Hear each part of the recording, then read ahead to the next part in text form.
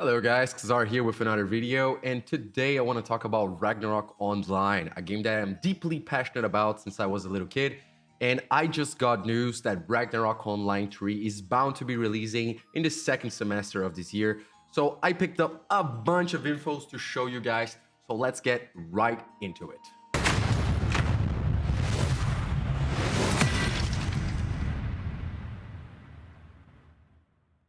So to start out, if you don't know Ragnarok Online, it was an MMORPG released in 2001 by Gravity, a South Korean company that has been keeping up with the game ever since. They did try to release Ragnarok Online 2 in 2007, which was a big flop for the game. And recently in the G-Star, which is a gaming convention that happens in South Korea, in November, they just released some infos about the new game, Ragnarok Online 3. Ragnarok Online, the 2001 game, was a 2.5D game, which means basically you had two 2D characters that were interacting with a 2.5D world. Basically, it was kind of isometric view. After that, in 2007, we did have the release of Ragnarok Online 2, which was much more 3D, even though it tried to keep the style from the original game. But it was a huge flop because the game didn't provide a lot of new content and it was just not a very complete game in itself. So it got discontinued, I think, in 2009.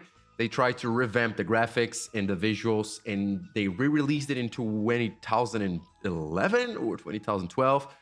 But the game still couldn't catch up with players, couldn't keep the player base, so it ended up flopping all the way. And recently, we just got news about Ragnarok Online 3, which is going to be much more of a 3D game on the graphics, on the cities, and on the visuals, but they're going to keep the characters on that 2D original aspect, trying to cash in on the original game. I'm highly excited to see what Ragnarok Online 3 is going to look like. Apparently, we do have raid mechanics just similar to Final Fantasy XIV or Path of Exile, and which it's pretty exciting. We do have 3D bosses as well, which is something brand new to the franchise, mixing up the 2D visuals from the characters with 3D visuals from the bosses, which honestly, I'm kind of excited to see how it's going to work out, the interaction between both. So yeah, we'll see. So apparently the game is bound to come out in the second semester of 2025. But apparently only for the Oriental servers, so that means Korea, Taiwan, Thailand, and Japan. We don't have any news about Occidental release, but let's keep up the news and I'll keep you guys posted if anything new comes up. The game is also going to be cross-platform, so that means PC and mobile, no consoles. Ragnarok has never been in consoles. Who knows, maybe they switch it up and try to bring something new.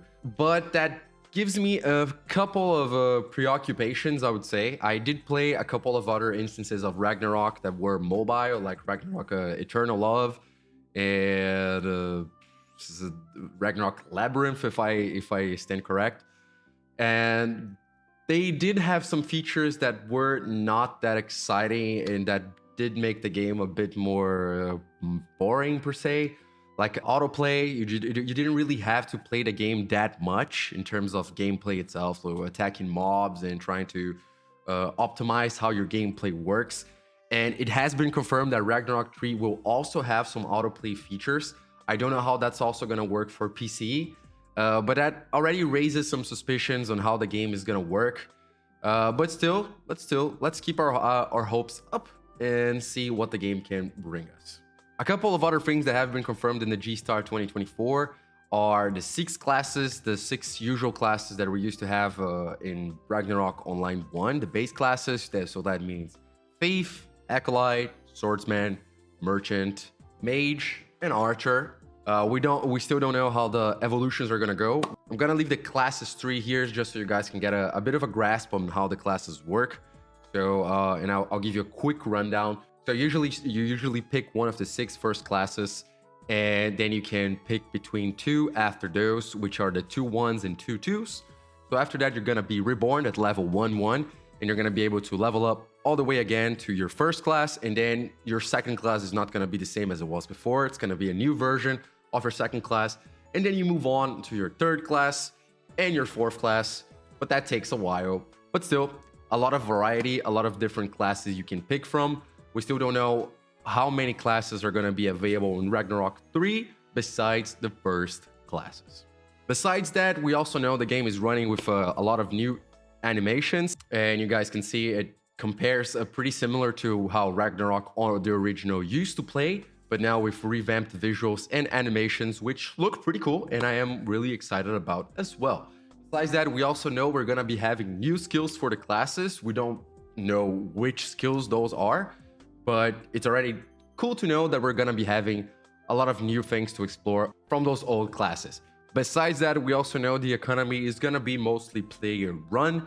That means just similar to the first game, it really seems like they're trying to keep up with what the first game was. It was a huge success. It still has a big player base nowadays in both Brazilian servers, international servers, and Korean, Taiwanese, Japanese servers are still running pretty big and making pretty good revenue.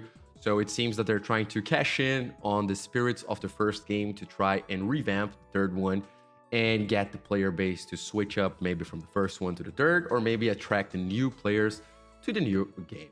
So that means player trades are gonna be on. You can trade with other players freely. You can also open stores if you pick the merchant class, and the stores you can have 8 to 13 items in your store. You live it up and people just can buy items from you. A couple of other new things that they seem to be releasing is the game is gonna have seasons, and that raises a couple of problems in my head. Honestly, I don't know how seasons are gonna work for an MMORPG. I did play a couple of season games like Diablo 3 and 4. Now I've been playing PoE, and you know, I like the seasons model because it's always bringing some kind of new mechanics to the seasons, but you usually have to re-level up a character. And honestly, I'm not so sure if that's gonna work that well for an MMORPG like Ragnarok, because it's a game that's mostly based on the freedom of choice of leveling up through the game. And leveling up is a big part, it's a big part of it, but leveling up every 3 months a new character, maybe it's not something everyone is gonna want to do, because probably a lot of the new content that's gonna be season related is gonna be locked behind the season, and you're not gonna be able to really experience that new content with your old characters that you already leveled up, equipped, geared. Maybe I'm gatekeeping a bit as an old Ragnarok player, and this could be actually something good for the game that's gonna keep the seasons fresh, everyone on the same level, so to say, so you don't have people that are super over geared against people that are under geared. Because also a big part of this new game is they apparently want to do massive PvP, which means 120 versus 120 players. We still don't really know how those are gonna work, if it's gonna be like the battlegrounds that Ragnarok Online used to have. So you just join a battleground and you have short fights that usually last from 20 to 30 minutes between a lot of players, and you get kind of like a small reward at the end for the team that won, and you can exchange those rewards for new items. We're also gonna have the usual GVGs, guilds versus guilds, that Ragnarok 1 also used to have, and apparently they're also gonna introduce new PvE events, which is something that is also pretty cool. Ragnarok 1 did used to have a couple of those, but they were very limited, and I think it's something that it's gonna bring a bit of health for the game itself.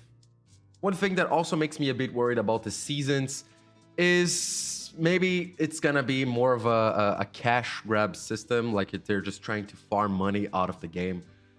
Because honestly, Ragnarok, I think in most servers, from the Japanese server to the Brazilian server to the international server, they were kind of pay to win. I'm not gonna lie, I played Ragnarok on the Brazilian server for 20 years, 22 years. I still play it on the Brazilian server nowadays, and well, I have spent money on it, and even though it's a mostly PvE focused game, it does have PvP focused content as well. So having that extra gear can definitely give you that edge and advantage to kill other players. So I get a bit afraid on how the monetization is gonna work for this game as well, because for most servers has always been a bit predatory with a lot of similar to gacha mechanics. So you would have like tickets which you would redeem for awards, having very slim chances of getting some really good items out of those tickets, but you did have to pay to buy them with money. So we'll have to wait and see how the economy is actually going to run. Even though it's player driven, there's always a bit of a monetization behind it, so Gravity can make their money. They already said that they're aiming to make over $700 million from this game, which is a lot of money. So there's definitely gonna be some heavy monetization in the back. We don't know if it's gonna be through just the cosmetics or if it's also gonna be from gear. So it's something to keep our eyes out. So Ragnarok 3 is probably gonna try to cash in a bit of the nostalgia that a lot of players have from the first game. So probably at the beginning, a lot of players are gonna try the game out, and we'll have to wait and see how it actually plays.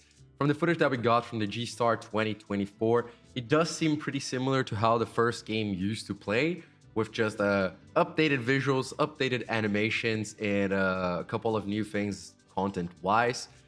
One of the things that the original Ragnarok did pretty well, and I hope the third one can also catch on, or maybe just try to relive up to the first potential, is the freedom that the game gives you to just level up the way you want and try builds the way you see fit, which honestly I think a lot of MMOs fail to do nowadays. And I've tried a lot of MMOs throughout the years after Ragnarok, and none of them catched on just like Ragnarok did for me.